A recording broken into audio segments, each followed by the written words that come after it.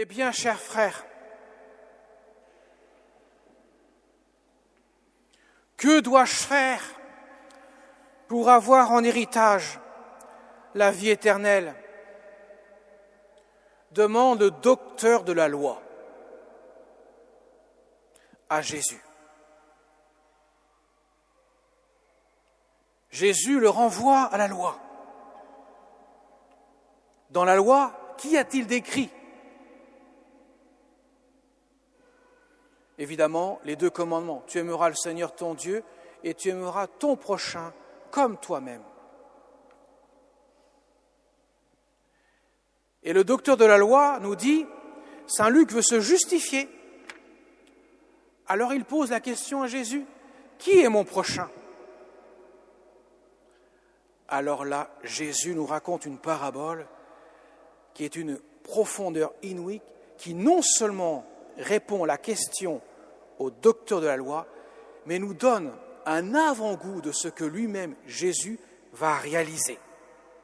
Le pourquoi de sa venue ici-bas sur terre. Et nous allons voir ça ensemble. Et vous allez voir qu'il y a une grande profondeur dans ce que Jésus dit. Tout d'abord, Jésus, en racontant cette parabole, parle d'un homme qui descend de Jérusalem à Jéricho. Ce n'est pas n'importe quelle ville. Jérusalem, Jéricho. Jérusalem, bien sûr, la cité sainte. Jéricho, la ville du péché, par excellence. Autrement dit, c'est l'image d'Adam chassé du paradis à cause de son péché et qui se retrouve, à voguer,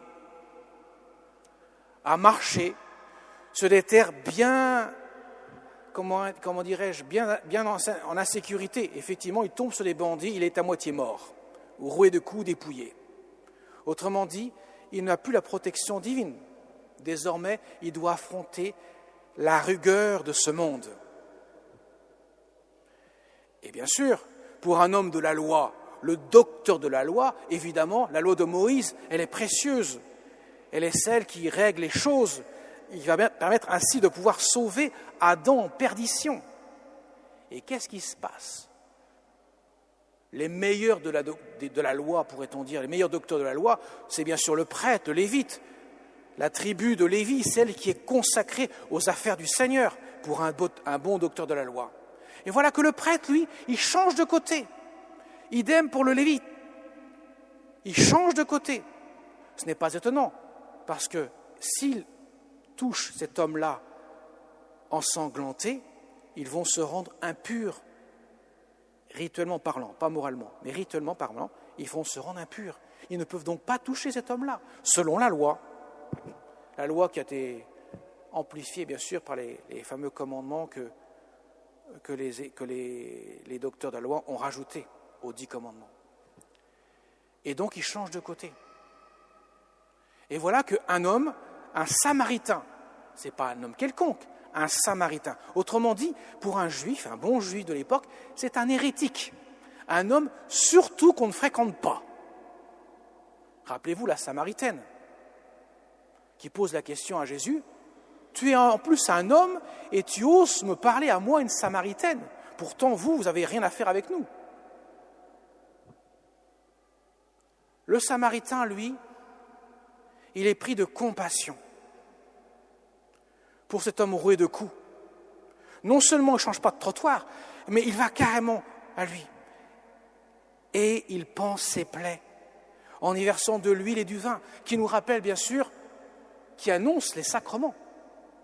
De l'huile, l'huile des malades, l'onction des malades, le vin qui va devenir le sang du Christ.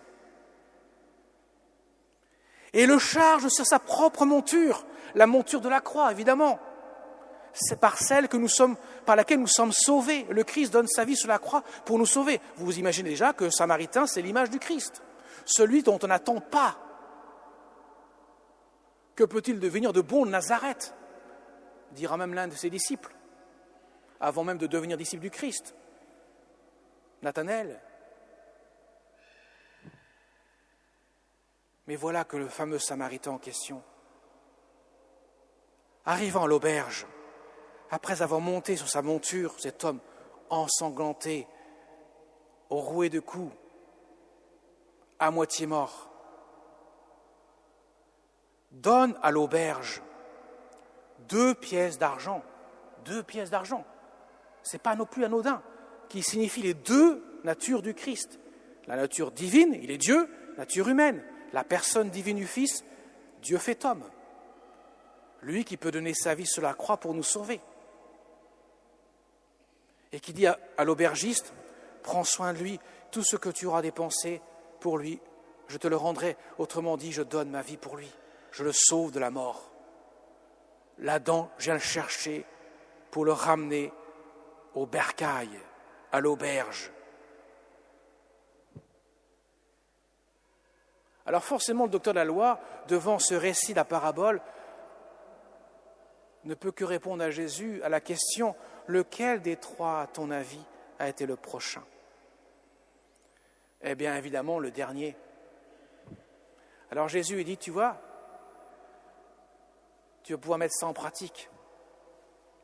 Tu vas pouvoir accueillir la révélation que je te donne et tu vas pouvoir saisir dans ton cœur que le côté étriqué de la loi dont tu t'es enfermé dedans, il va falloir l'ouvrir, mon ami. Je suis venu, moi, Dieu, non pas sauver une seule partie du peuple, mais tout le peuple. Des 2 peuples, juifs et païens, je suis devenu la pierre angulaire. Vous savez qu'une pierre angulaire, c'est la pierre qui fait la jonction entre 2 pans de mur. Le peuple de Dieu, Israël, et le païen. Je suis la pierre angulaire annoncée dans le psaume. Le Christ est celui qui vient sauver ce qui était perdu. Il n'est pas venu pour les justes, dira Jésus, il est venu pour les pécheurs. Et comme il n'y a aucun juste, lorsqu'Abraham supplie Dieu, vas-tu détruire la ville de Sodome et Gomorrhe? Mais s'il y a 10 justes, la détruirais-tu? Non, pas un seul. Je ne la détruirai pas, même pas pour un seul en quelque sorte. Abraham se rend compte qu'il n'y a pas un seul juste. Le seul qui est juste, c'est Dieu seul. Mais là, Dieu nous rend juste devant le Père. Il vient nous justifier dans le bois de sa croix.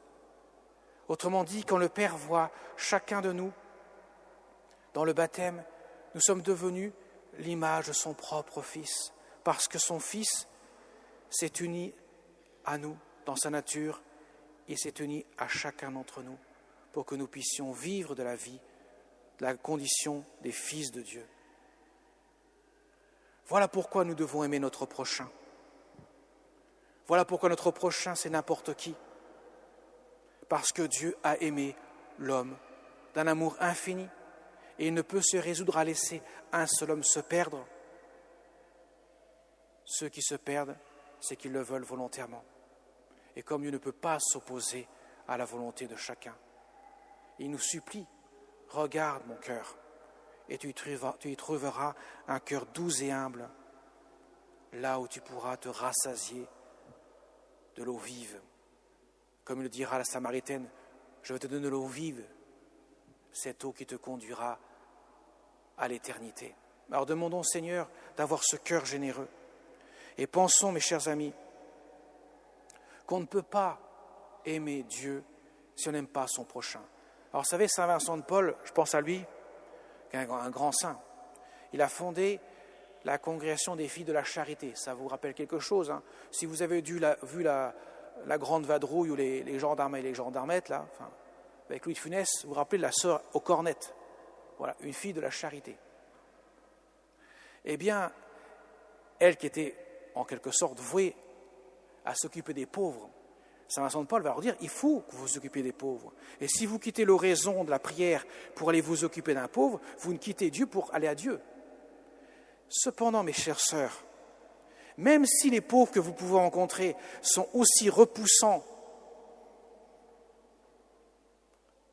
j'allais dire qu'un bouc, et j'exagère un peu, mais disons, s'ils ne sont pas très attrayants, parce qu'ils sont ingrats, parce qu'ils ont un caractère épouvantable, parce qu'ils sentent mauvais ou je ne sais quoi encore, ou ils ne sont pas dignes à vos yeux d'être traités comme tels, eh bien, regardez le Christ en eux. Ne le faites pas pour eux, faites-le pour le Christ, car Jésus les a aimés. Il les a aimés comme il vous aime.